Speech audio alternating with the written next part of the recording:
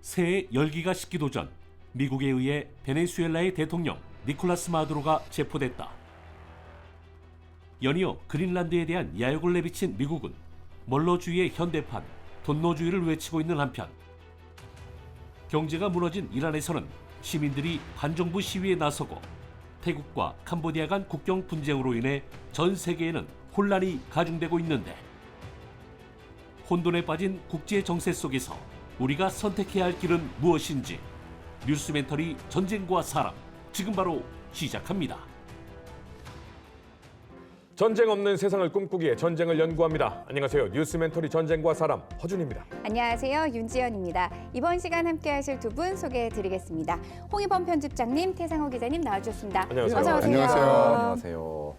물론 대량 살상 무기라고 불리우는 이제 마약 때문에 많은 미국 국민들이 고통을 받고 있는 것도 사실이고 대의 명분을 어느 정도 만들었다라는 것도 이해하겠습니다. 그런데 그린란드는요. 그런 곳이 아니잖아요. 그렇죠. 근데 트럼프 대통령은 왜 그린란드 얘기를 하는 거예요? 일단은 재미난 이야기부터 하면 미국이 뭔가 군사력을 발휘하려고 하면 바빠지는 데가 두 군데가 있습니다. 네. 하나는 펜타곤 인근의 피자집이고요. 또 하나는 미군의 군사 장비를 대주는 데인데 네. 몇 년 전부터 어떤 현상이 있었냐 하면 설상 위장복, 그러니까 극지대에서나 아니면 눈 내린 곳에서 사용할 수 있는 그 복장과 장비가 굉장히 많이 풀렸어요.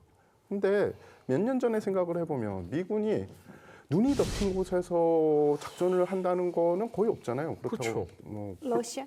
예, 우크라이나전에 미군이 참전할 것도 아닌데 그래서 이게 왜 이러나라고 생각을 했는데 그린란드가 희한하게 그림에 맞았는데 미국은 이러잖아요. 그린란드를 방어하기 위해서다.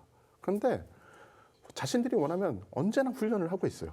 그린란드를 둘러싸고 중국과 러시아의 함정들이 많고 그들이 활동을 하고 있다라고 이야기하는데 근데 솔직히 보면 지금 러시아는 우크라이나라는 수렁에 빠져가지고 뭐 그쪽에 해군력이나 육군력을 투사하기 힘들고요.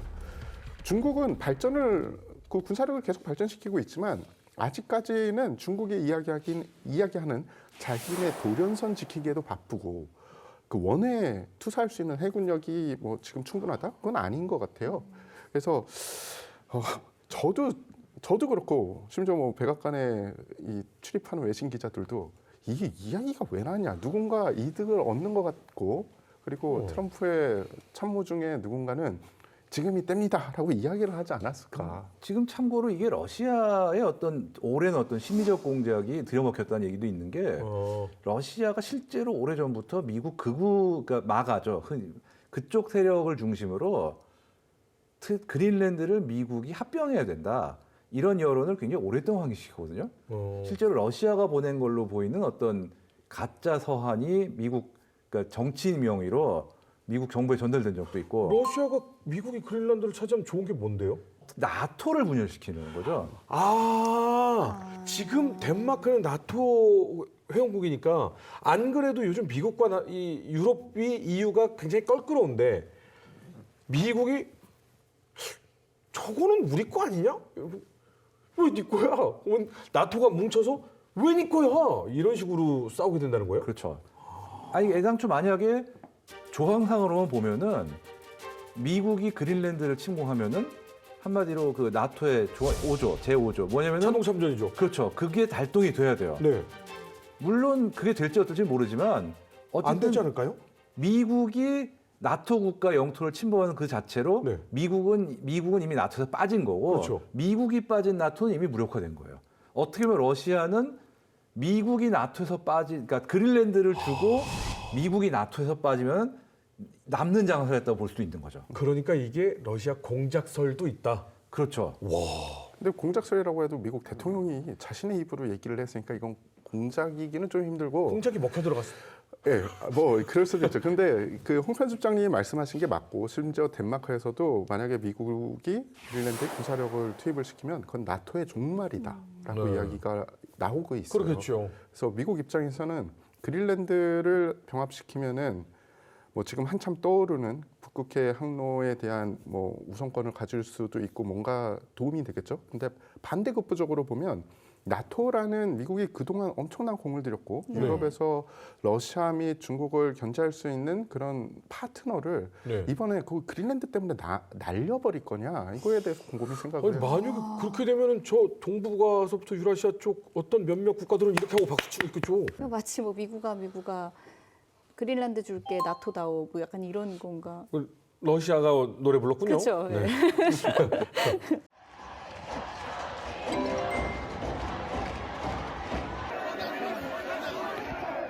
그리고 또 지금 이란에서는 반정부 시위와 강경 진압으로 인해서 수많은 사람들이 희생이 되고 있잖아요.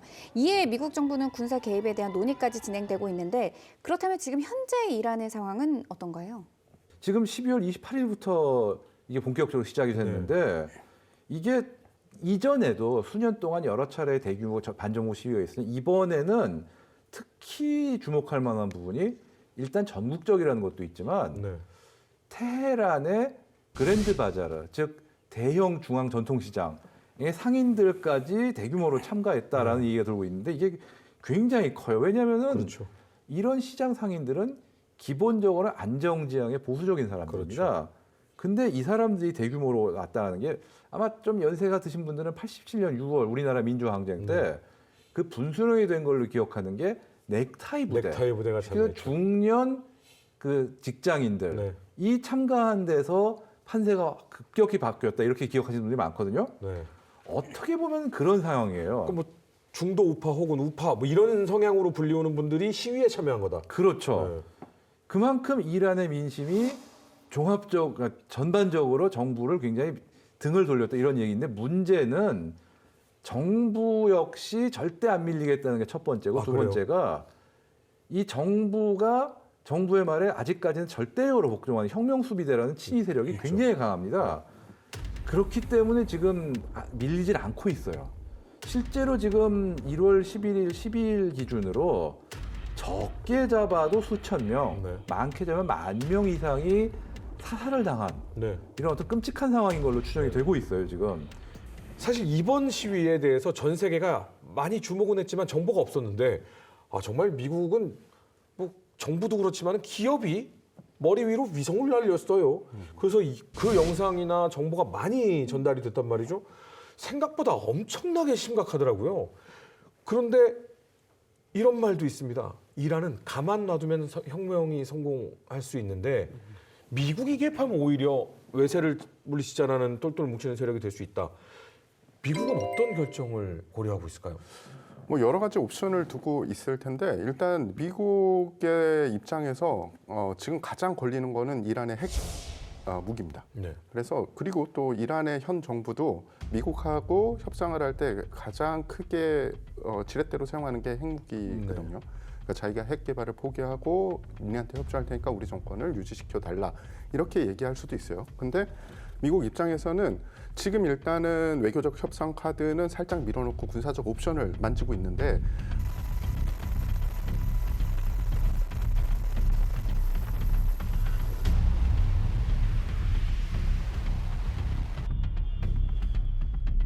And by the way, there's another beautiful armada floating beautifully toward Iran right now.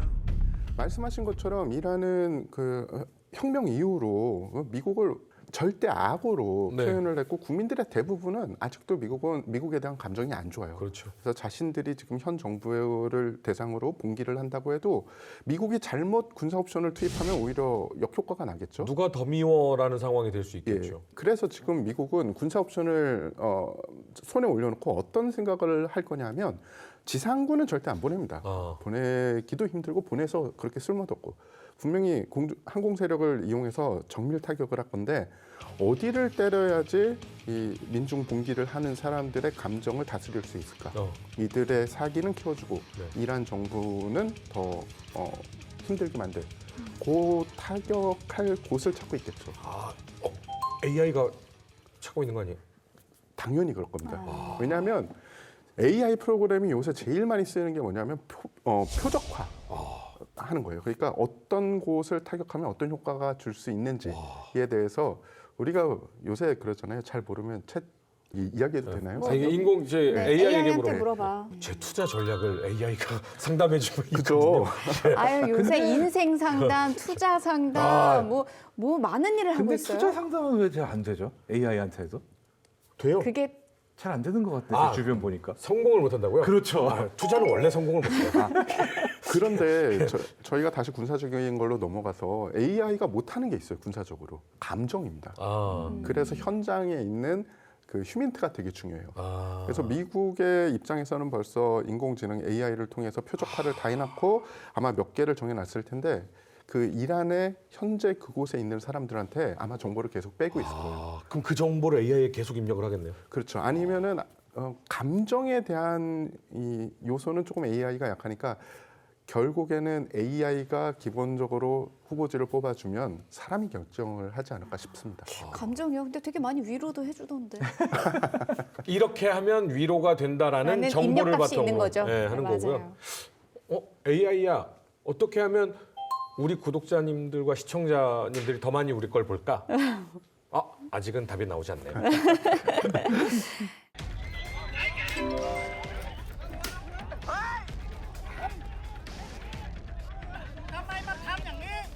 지난해 5월부터 시작된 태국과 캄보디아 간의 국경 분쟁 문제가 두 번째 휴전을 맺으면서 소강 상태에 접어들었습니다.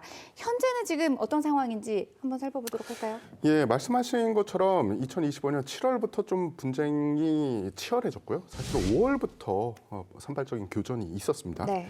지금 현재까지 최소 100여 명이 양측에서 사망을 하고 거의 부상을 하고 전쟁 수준이었어요. 그렇죠. 근데 기간이 좀 있다 보니까 사실은 50만 명 이상이 살던 곳에서 피난을 갔어야 됐는데 지금 분쟁이 일어나는 양 국가의 이 국경선 지역이 어떤 지역이냐면은 관광 수입이 굉장히 많은 지역입니다.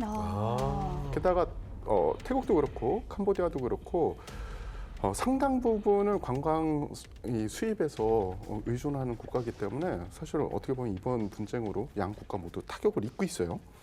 말씀하신 대로 1차, 2차 이 휴전 협정이 있었는데 2차 협정은 12월 27일로 되어 있습니다. 근데 또 중간에 휴전 비슷한 게 하나 있어서 어떤 곳에서는 3차까지 휴전 협정이 있었다라고 이야기하고도 있어요. 너무 심리전과 인지전을 양 국가에서 펼치고 있고 거기에 AI 동원해서 가짜 영상을 만들고 있어서 사실은 지금 제가 말씀드리는 것도 완벽하게 사실이다라고 이야기하기 힘들어요. 심지어 태국에서는 휴전협정 이후에 직후에 캄보디아 군인 20명이 적대행위를 해서 우리가 포로로 잡았다라고 주장을 하고 캄보디아에서는 휴전협정 그렇죠. 캄보디아에서는 네. 휴전이 잘 끝났으니 악수를 하자라고 했는데 악수하는 와중에서 납치가 됐다라고 이야기를 했습니다. 중국도 그렇고 미국도 양국의 휴전 협정을 이끌어내는데 우리가 일조를 하고 있다라고 생색은 많이 내고 있는데 네. 현실적으로 도움이 그렇게 되고 있진 않다라고 이야기가 되고 있고요. 게다가 지금 더 불안한 게 2월에 태국에 총선이 있습니다. 그런데 태국도 그렇고 캄보디아도 그렇고 국민들이 민족주의적인 성향이 굉장히 네. 세요. 그래서 그 굉장히 자긍심이 많기 때문에 사실 전쟁을 하려면은 양쪽 아니면 최소한 한쪽에서라도 어느 정도 물러서야 되거든요. 근데 이게 지금 물러설 수 있는 그림이 좀 아닌 것 같다라는 게 더 우려스러운 상황입니다. 사실 최근에야 수면 위로 이게 보도를 통해 많이 좀 드러났지만 이 지역의 분쟁은 예전부터 있었죠. 사실 그렇죠. 이 원래 이 캄보디아 이 태국 국경 사이가 캄보디아와 프랑스 식민지 시절이었을 때 프랑스에서 측량을 잘못하면서 지금 불씨가 커진 그런 면이 있습니다.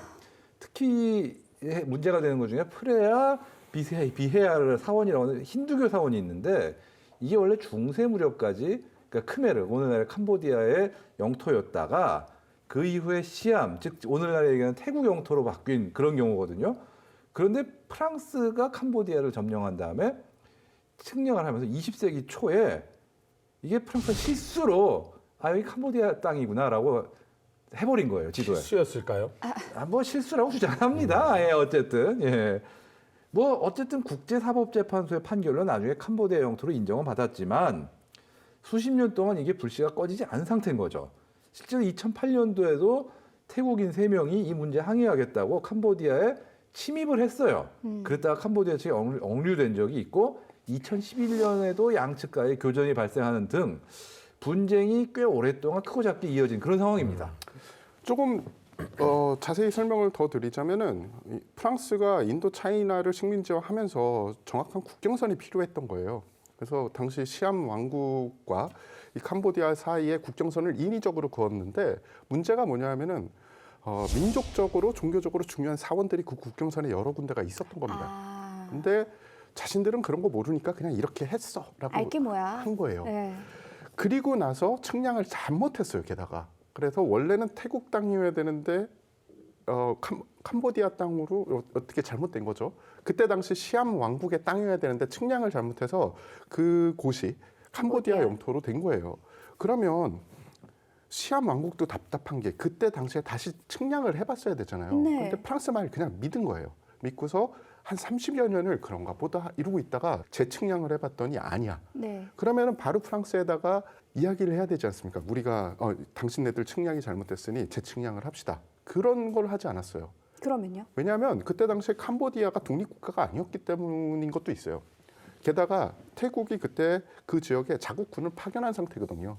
그러니까 태국 입장에서는 아니 실효적으로 우리가 점령하고 있는 곳에 뭐 국제 분란 만들 필요 있어? 그러면서 안일했던 거죠. 근데 그게 계속 이런 식으로 돼 왔고 또 다른 이유가 있습니다. 태국이 캄보디아보다 잘 사니까 캄보디아에서 태국으로 일하러 가는 사람들이 매년 100만 명 정도 됩니다. 양국이 협력을 하지만 그 이면에 어떤 역사적인 게 있냐 하면 사실 그쪽에서 제일 강자는 크메르 제국이었습니다. 그러니까 캄보디아가 터줏대감이에요. 네. 타이 그러니까 태국인들은 조금씩 유입되면서 어떻게 보면 세력을 야금야금 넓혀갔어요. 그런데 야유타이 왕국에 이르러서는 굴러온 타이 그 태국인들이 쿠메르 제국의 수도를 점령해 버립니다. 네. 그러면서 그 사건을 기점으로 캄보디아인들의 자긍심은 점점 쪼그라들었어요. 그래서 다시 그 예전의 영토를 되돌려 받은 적이 없어요. 그러니까 캄보디아인들 입장에서는 태국은 굴러 들어온 돌이 우리를 빼냈다라는 생각을 가지고 있을 수밖에 없는 거죠. 근데 이제 수백 년 이상 전에 이제 있었던 감정이 지금까지도 이어져 오고 있다 이런 거죠. 근데 저 지금 기자님 말씀을 좀 쉽게 설명을 해보자면 여기 그 사원 한 땅이 있는데 실질적으로 그러면 지금 아직도 태국인들이 거기에 있는 건가요? 그러니까 어떤 식으로 돼 있냐면은 그 사원이 어떤 사원인지가 중요합니다. 태국은 제일 많이 믿는 종교가 뭡니까? 불교죠. 네. 근데 캄보디아는 힌두교도들이 있습니다. 근데 아까 힌두 사원이라고 그러지 않았어요? 맞아요. 예. 맞아요. 그러니까 그 국경을 잘 지었을 때 이 사원이 가지고 있는 가치가 뭔지를 생각을 하고 했어야 되는데 네. 그 힌두교 사원이 거기에 있으면 당연히 어떤 종교인들이 그쪽 주변에 살까요? 캄보디아인이죠? 그렇죠. 힌두교니까. 네. 그러니까 계속 그 분란의 여지를 남겨놓은 거예요. 아, 결국 이 문제가 1959년에 국제사법재판소에 제소가 됩니다. 네. 그래서 양국이 분쟁을 거듭한 끝에 1962년 국제사법재판소에서 선행계약에서 사원을 영토로 지정하지 않고 강을 지정을 하게 돼요. 네. 그러니까 사원이 너무 종교적으로 문화적으로 문제가 많으니까 그 머리 아프니까 그냥 강으로 하자. 근데 이 강이 또 차라리 사원을 그때 정리를 잘했으면 되는데 강이니까 강이 또 이 시기마다 약간씩 변화도 되고 그 강 어디까지 해야 되냐 이런 점이 그렇죠. 있거든요. 예전에는 잠실이 강북이었어요. 그러니까요. 예.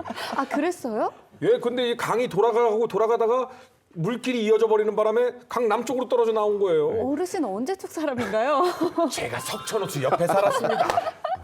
그래서 옛날에 저희 부모님 세대 보면 뭐 한강에서 해수욕했다라는 분들 많고, 그렇죠, 그렇죠. 스케이트 탔다, 백사장이 얼마나 있었죠. 했다. 그렇죠. 뭐 진짜요? 네. 심지어 군인분들은 거기서 이 낙하도 하고 공수도 하고 그랬습니다. 아. 자, 다시 캄보디아로 돌아가서 너무 복잡하니까 그냥 사원을 그러면은 기점으로 해서 사원이 어디랑 가깝냐라고 한 거예요. 그랬더니 그래도 캄보디아랑 좀 가까우니까 캄보디아 쪽으로 하자라고 해서 캄보디아 손을 들어줬습니다. 네. 그래서 이 태국 국경 수비대는 철수를 할 수밖에 없었어요. 아, 겨우겨우 결론이 난 거죠. 네. 하지만 태국 입장에서는 불만이 너무 많은 거죠. 배가 너무 아프죠. 양쪽 입장이 있는데 뭐 게다가 그 사원들 아까 모두에서 말씀드렸듯이 사원이 관광 수입이 꽤 짭짤하잖아요. 네. 그리고 또 다시 이 문제에 불을 지른 게 있는데 캄보디아가 이 사원들을 단독으로 유네스코 세계 유산으로 등록하려고 했어요. 그때 이러면 분쟁이 생겨도 전 세계가 쳐다보게 되죠. 한 번 더 도장을 찍으려고 한 거군요. 그렇죠. 네. 그러니까 태국이 그건 안 돼. 우리 양국이 동시에 유네스코에 등재를 하자라고 했는데 결국 캄보디아 단독으로 등재가 됩니다. 자, 이번 갈등에는 두 나라 최고위급의 이 통화가 큰 또 사람들에게 씨앗을 또 남기지 않았습니까? 그죠. 예, 이것도 너무 웃긴 일인데 이게 국제 외교에서 벌어질 수 있는 일인가 싶어요. 양쪽 군부에서 갈등이 계속되니까 태국 쪽 총리, 그때 당시에 여성 총리 패통탄이라는 분이 네. 있었어요. 그분이 이거를 그러면 캄보디아에서 제일 권력자인 훈센 그때 당시에 상원의장과 통화를 해서 좀 풀자라는 의도로 통화를 한 것 같아요. 그런데 문제가 그 통화가 사실은 그들의 비밀이 돼야 되잖아요. 그쵸. 그리고 그 두 가족이 굉장히 친합니다.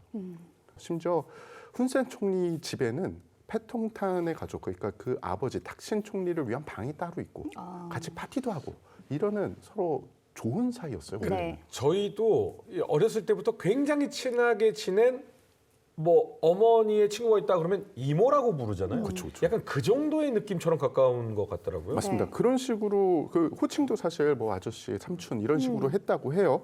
그런데 6월 15일 날 통화가 되고 6월 18일 날 훈센 총리가 자신의 얼굴국에 그 내용을 다 올립니다. SNS에 올린 거군요. 뒤통수 친 거네요. 네. 그렇죠.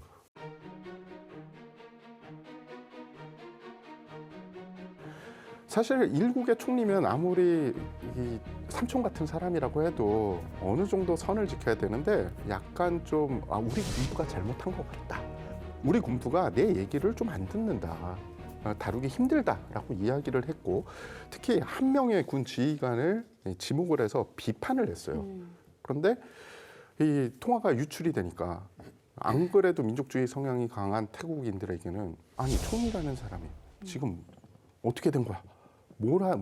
그 이적행위를 한 거야? 라는 생각을 할 수밖에 없었고 네. 9명의 재판관이 총리를 해임하냐 마냐를 가지고 법적으로 따지고 있었는데 결국 7명이 찬성을 해서 직무 정지가 돼요. 그래서 국내 상태가 이 국경 지역의 분쟁은 분쟁대로 있고 국내에서도 총리가 해임돼서 새로운 총리가 선임이 되는 그런 불안정한 상태가 지속이 된 거죠.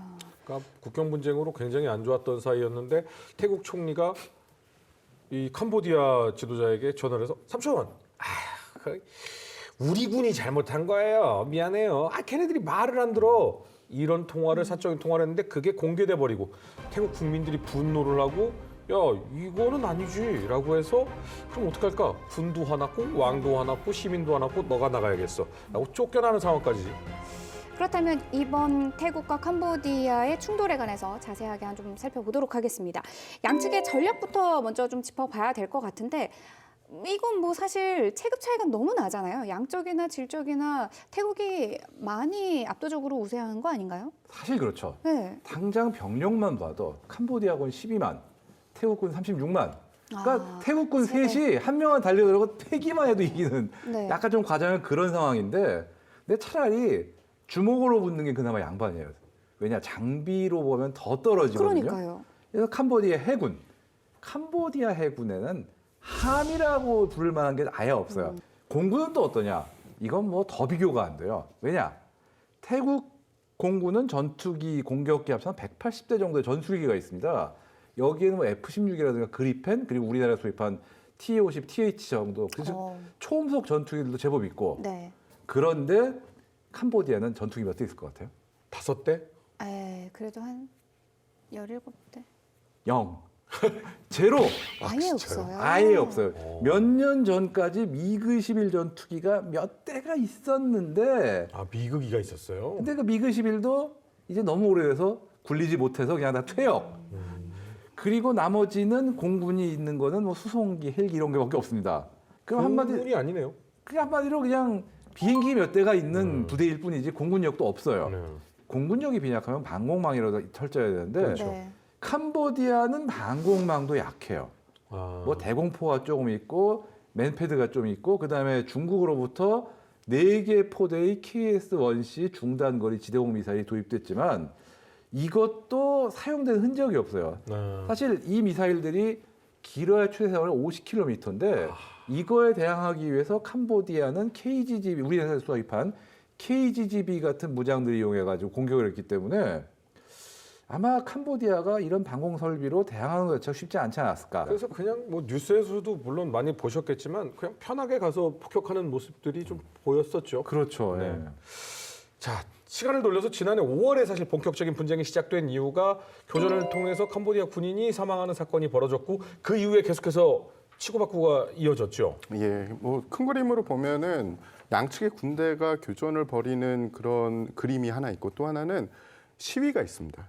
민간인들이 아무래도 자신들의 주거 지역에서 분쟁이 일어나니까 네네. 어떤 군대가 오면은 이제 양쪽의 시민들이 시위를 벌여서 그것을 네네. 진압하는 그런 그림이 벌어졌는데 말씀하신 대로 5월 28일 교전은 약 10분간 짧게 벌어졌고 그 와중에 캄보디아 군인 수온 라운 중위가 전사를 하게 됩니다. 네. 여기서도 양측의 주장이 달라요. 자, 이런 식으로 이렇게 국경지역에서 툭탁툭탁 계속 하다가 아까 우리가 이야기한 그 통화 사건, 6월 15일 통화 사건이 터졌고 6월 18일 날 유출이 됐고요. 그리고 유출이 되니까 사실은 유출되고 바로 해임된 게 아니라 어느 정도 재판을 거쳐서 해임됐기 때문에 패통탄 총리가 한동안 정권을 잡고 있었거든요. 그녀가 했던 게 뭐냐?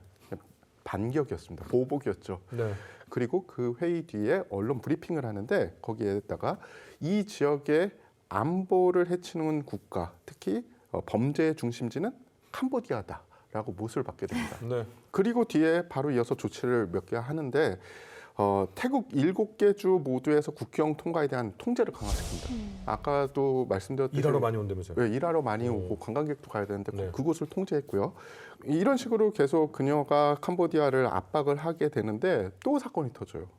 어떻게 보면 이게 계속 도돌이표인데 교전, 조치 강화, 그리고 지뢰 사건, 시위 이게 계속 도돌이표가 됩니다. 어쨌든 간 이런 상황이 있을 때 이 둘의 상황을 진정시키려는 이 노력이 없었나요?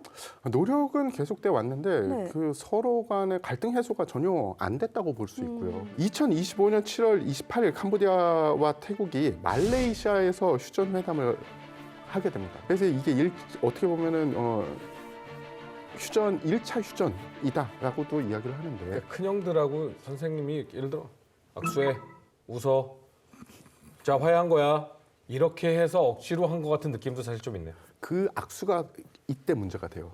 제가 모두에서 말씀드렸던 20명이 그 생포됐다라는 게 이때 발생을 합니다. 휴전 바로 다음 날 악수한 다음 날. 네, 교전이 발생했다라고 태국군은 발표를 해요. 교전이 발생해서 캄보디아군 20명을 생포했다라고 태국 쪽에서는 발표를 하는데 캄보디아에서는 악수하는데 갑자기 그 납치가 됐다라고 이야기를 합니다. 9월 27일 캄보디아 태국 국경 청안마 지역에서 다시 전투가 벌어졌고요. 태국 측은 캄보디아 군이 태국군 진지를 향해 총격을 가했다고 주장을 하고요. 네. 캄보디아 국방부는 태국군이 오전 11시 52분경에 안세스 지역에 캄보디아 진지를 향해 박격포와 소총을 발사했다라고 주장을 했습니다. 자, 2차 휴전 협상은 쿠알라룸푸르 평화 협정으로 알려져 있는데 10월 26일 제47차 아세안 정상회의 기간에 체결이 됩니다. 일단은 그래도 아세안에서 이 회의를 하면서 좀 휴전의 제스처들이 오고 갔는데 이건 뭐 그냥 바로 깨지죠. 네. 2025년 10월 10일 시사켓주의 국경에서 캄보디아가 매설한 것으로 추정되는 지뢰가 또 터져요. 아유. 태국 군인 2명이 부상을 입고 이 사건 이후로 태국은 캄보디아가 평화 협정을 이행하지 않는다. 그래서 우리도 이행할 수 없다라고 발표를 하고요. 사건 이후 캄보디아 국방부는 어떤 반응이었냐? 유감스럽지만 자꾸 왜 그 지대가 묻어 있는 지역에 태국 정찰대가 오냐? 이쪽에는 오지 말라라고 이야기를 합니다. 근데 사실 태국이 가지고 있는 무기 체계에서는 뭐 여러 가지가 있겠습니다만 멀리서 쏘면 캄보디아는 방어가 안 되잖아요. 사실 그렇죠. 실제로 비슷한 일이 있었어요. 12월 8일에 국경을 넘어서 본격적인 전투가 벌어졌을 때 얘기입니다. 태국은 F-16 전투기들 동원해서 캄보디아 포병진지를 폭격을 했는데 거의 일방적으로 당했어요, 진짜. 그러겠죠. 뭐 캄보디아 측에서 방공 등을 이용해서 어떻게 제지할 방법이 거의 없었고요. 뭐 최후 통첩이 벌어진 이후에도 12월 9일부터 양측의 전투가 격화가 됐는데요. 현재 태국군의 목표는 캄보디아 군대를 무력화시켜서 향후 위협이나 침공을 막는 것이라고 밝혔습니다. 같은 날 태국 해군은 트라쭈 국경 근처의 쓰리하우스 카지노 단지 주변에서 카지노 단지입니다. 작전을 벌이면서 태국 해병대를 동원해서 무기와 보급품 저장소를 포함한 캄보디아 진지의 최대 80%를 파괴했고 캄보디아 해병대는 피해가 없었다. 이렇게 밝혔습니다. 지금 타격한 데를 보면 막 카지노, 스캠 단지 이런 겁니다. 쓰리하우스 뭐 이런 건데 그 일반적으로 생각하시기에는 아니 군사 작전하면서 왜 F-16을 보내가지고 하필이면 타격하는 게 카지노야라고 생각하시는 분이 있을 텐데 캄보디아는 모든 이권 사업을 그 지역 군부가 벌어들인 돈으로 군대를 운영하는 거예요. 그러니까 태국 입장에서는 계속 전쟁을 지속할 수 있거나 아니면 군대를 강화할 수 있는 곳을 타격을 하는 게 제일 좋은 겁니다. 그리고 그게 군부뿐만 아니라 범죄 단체와도 연관이 돼 있지 않느냐. 그리고 이것이 어떤 잘못된 쪽의 자금 흐름으로 많이 가고 있지 않느냐. 그리고 이것의 피해를 캄보디아 국민뿐만 아니라 다른 곳에서 온 사람들까지 입고 있지 않느냐라는 게 많은 이들의 생각이죠. 예, 예. 그리고 그것 때문에 국민 감정이 굉장히 안 좋아져 있는 현재 상황도 있고요. 근데 이렇게 체급 차이가 있어서일까요? 이 캄보디아가 이 태국의 고위 장성과 전투기를 두고 이 저주 주술을 이렇게 하는 주술을 게 걸었다고요? 네, 외신을 통해서 이제 알려졌는데 이거 무슨 AI 영상 아니냐 이런 이야기도 있었잖아요. 근데 이거 진짜라면서요? 저도 처음에는 AI로 만든 네. 그냥 일반 시민이 만든 그런 영상인가 보다. 너무 답답해서 만들었나 보다 그러고 신경을 안 썼는데 말씀하신 것처럼 언론에 그게 보도가 되더라고요. 그래서 살펴봤더니 실제로 주술을 한 게 맞습니다. 그래서 캄보디아 측에서 먼저 태국 참모총장하고 고위 인물들에 대해서 저주 주술을 걸었습니다. 그리고 이게 이 영상이 이렇게 풀린 거죠. 근데 이게 먹혀요? 그런데 무슨 소리를 하는 거예요? 그래서 제가 좀 찾아봤어요. 아니 왜- 근데 태국은 또 그거를 믿는다면서요? 그러니까 21세기에 네. 이 일이 어떻게 벌어지지라고 생각을 했는데 근데 그럼 태국은 그걸 믿나라는 거에 좋은 답이 있어요. 네. 태국 정부가 어떤 반격을 했냐 하면은 아프리카 주술사를 초빙을 해서 이거 봐요. 주술로 캄보디아에 반격을 했습니다. 또 그거에 대해서 정식적인 확인은 안 해주고 있어요. 우리가 했다 안 했다라는 긍정도 아니, 부정도 근데 하지 않습니다. 어떻게 보면 진짜 무력 충돌보다는 이게 나을 수도 있겠다는 생각이 들긴 그렇죠. 하네요. 차라리 자기네들 땅에서 그렇게 하는 네. 게 국민들을 위해서 나은데 그러면 이 일 자체가 어떻게 해서 벌어졌냐.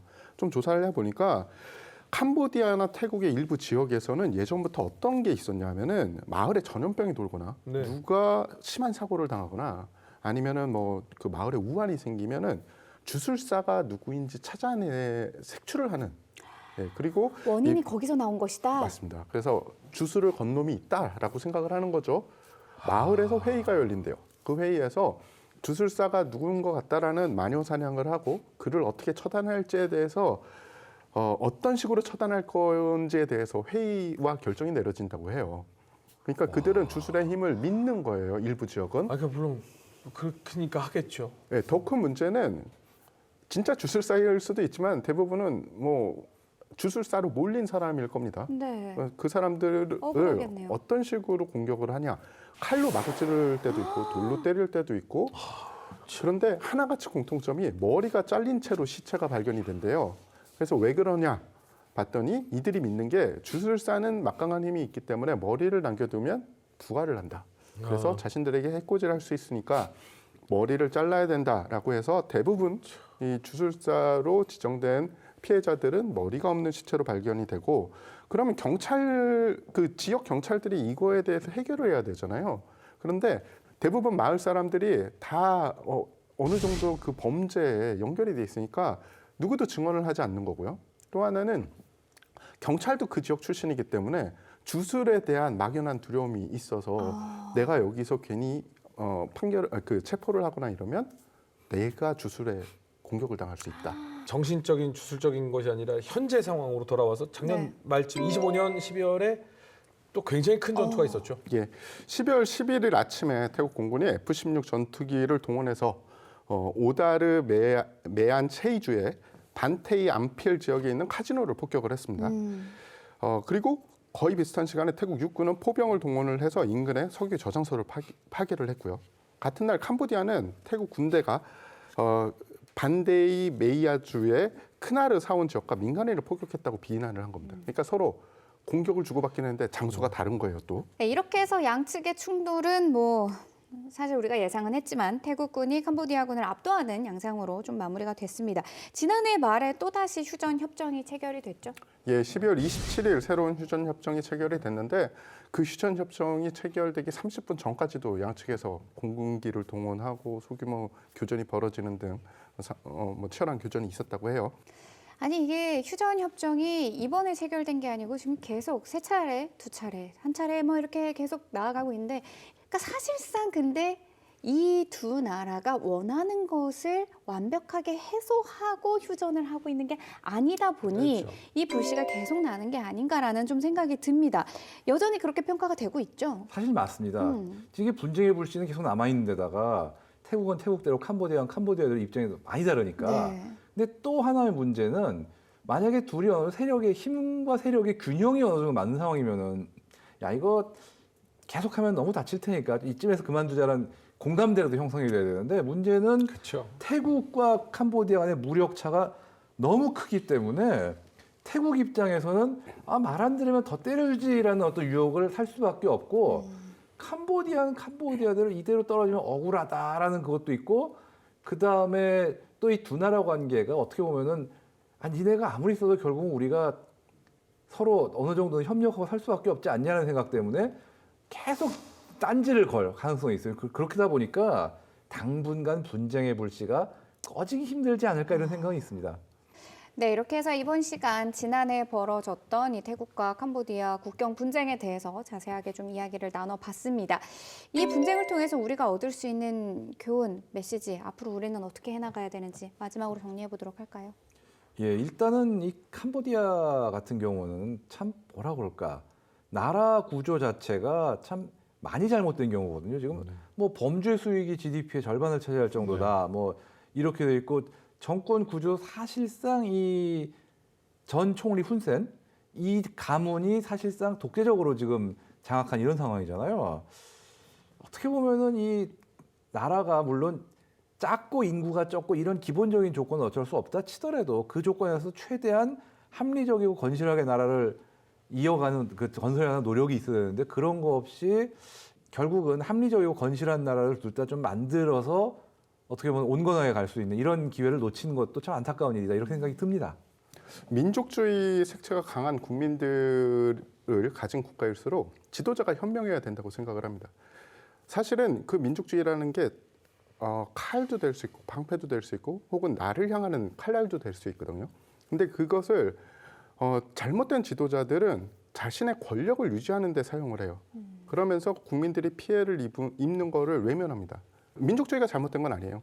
자긍심을 느끼는 게 잘못된 건 전혀 없잖아요. 그런데 그 기반을 바탕으로 자신의 이득보다는 국민들을 생각하는 그런 현명한 지도자가 나오면 저는 지금 이 두 국가의 이 분쟁도 어느 정도 해결되리라고 생각을 합니다. 두 국가의 분쟁을 보면서 휴전이라는 게 얼마나 쓸모없는 협정인 건지를 많이 느꼈습니다.